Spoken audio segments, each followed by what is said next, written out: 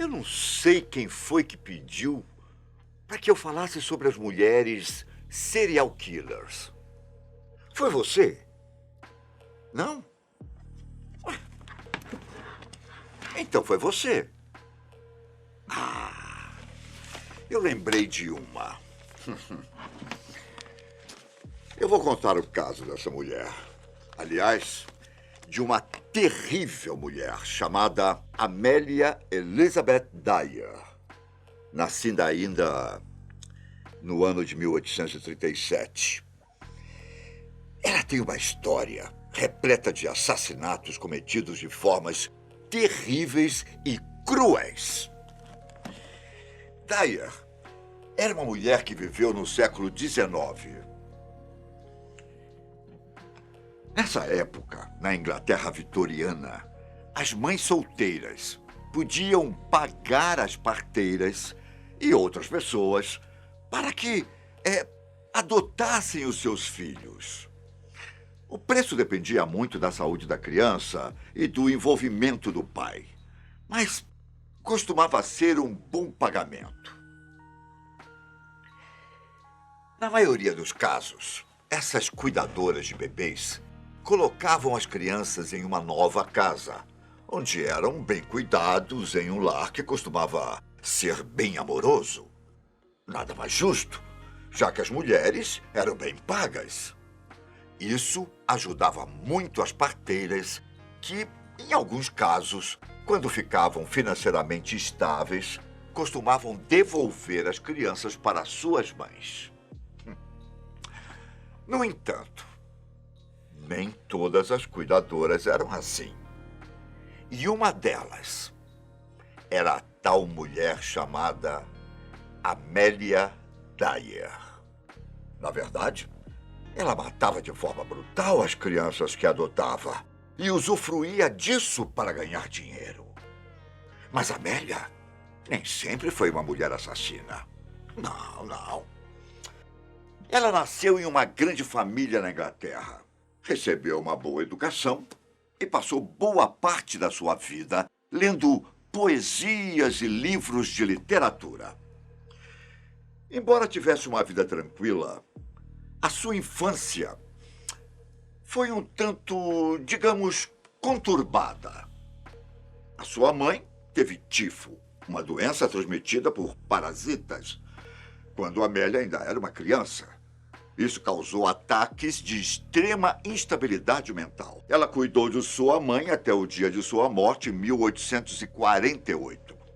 Com isso, Amélia perdeu o contato com a maior parte da família. Anos depois, ela se casou com George Thomas, um homem que era 35 anos mais velho que ela. Os dois tiveram um filho pouco antes de Thomas, um homem já idoso, vir a falecer. Solteira e com um recém-nascido, Amélia precisava urgentemente de uma renda e estava disposta a fazer o que fosse necessário para isso.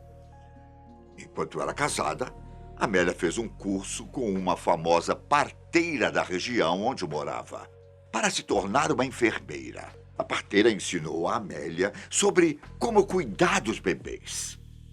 No entanto, ela levaria os conhecimentos um pouco, digamos, mais além. Amélia começou a usar jornais locais para anunciar o serviço que oferecia, alegando ser uma mulher respeitável, casada e capaz de proporcionar um lar seguro e amoroso para as crianças. Como vocês podem ver, a mentira de Amélia começou quando ela disse que era casada.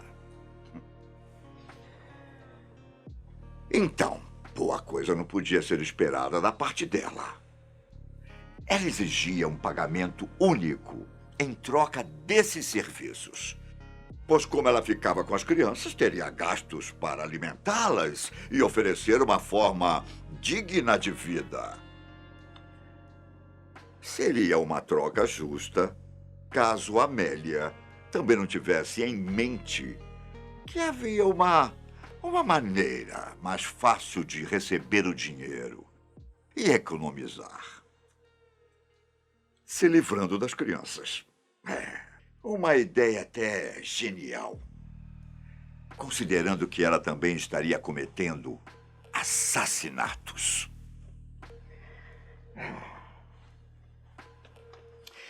A princípio, ela deixava as crianças com fome e as negligenciava. Quando a fome fazia a criança ficar à beira da morte, ela dava um xarope de ópio, fazendo com que morressem mais rapidamente. Quanto mais rápido as crianças morriam, mais dinheiro Amélia tinha. Durante muito tempo, ela enganou médicos e autoridades. Ela ligava para um médico legista para informar as mortes, sempre inventando uma mentira diferente para justificar o falecimento das crianças. Esse esquema funcionou durante muitos e muitos anos. Mas, em 1879, quando um médico desconfiou do grande número de mortes sob a responsabilidade dela, aí as coisas começaram a ficar complicadas.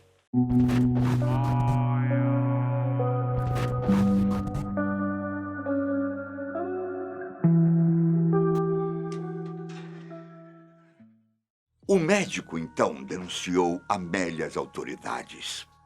Só que ao invés de ser acusada de homicídio culposo, o que era o certo de ser feito, ela foi condenada a ficar 6 meses presa em um campo de trabalho forçado, sob a acusação de ter sido negligente com as crianças. Mas olha, não era uma pena de apenas 6 meses que iria parar Amélia Dyer. Após cumprir a pena, ela tratou logo de colocar mais anúncios nos jornais, oferecendo um lugar seguro para crianças. E assim, continuou recebendo pagamentos e ganhando dinheiro. Amélia também percebeu que, após ser presa, ela não poderia mais relatar as mortes para um legista. Ela, então, decidiu que teria que se livrar dos corpos de alguma maneira. Então, após cada assassinato, ela enrolava os cadáveres em panos. Às vezes, os enterrava. Em outras, jogava num rio, sempre tentando dificultar que alguém encontrasse os corpos. Ela também mudou a maneira como matava as vítimas, pois assim não estabeleceu um padrão. Em busca de não deixar pistas, ela se manteve atenta às ações das autoridades. Se ela sentisse que estavam perto de descobrir tudo, Amélia, então, fingiria estar louca e se entregaria ao hospital psiquiátrico, alegando ter pensamentos suicidas. Para ela, esse plano era perfeito. E apesar de ter tudo isso em mente, Amélia se mudava com frequência de cidade, sempre adotando novas identidades. Assim, ela podia despistar a polícia, bem como os pais que a procuravam a fim de terem seus filhos de volta. Acredita-se que ao longo de 30 anos, Amélia Dyer tenha matado mais de 400 crianças e embolsado dinheiro pelos cuidados de cada uma delas. Pesquisadores que se envolveram em estudos sobre o caso acreditam que esse número poderia ter dobrado se ela não tivesse sido pega. Em março de 1896, por aí, um barqueiro que estava navegando pelo rio Tamisa pescou uma estranha sacola. Dentro estava o pequeno cadáver de uma menininha. O corpo estava embrulhado em um papel. E um policial notou que havia um nome escrito no papel, em que a criança estava envolvida. Além de um endereço, estava escrito o nome Senhora Thomas. E tudo levou a Amélia Dyer. Embora tudo indicasse que ela era a autora do crime, a polícia ainda não tinha como culpá-la pelo assassinato.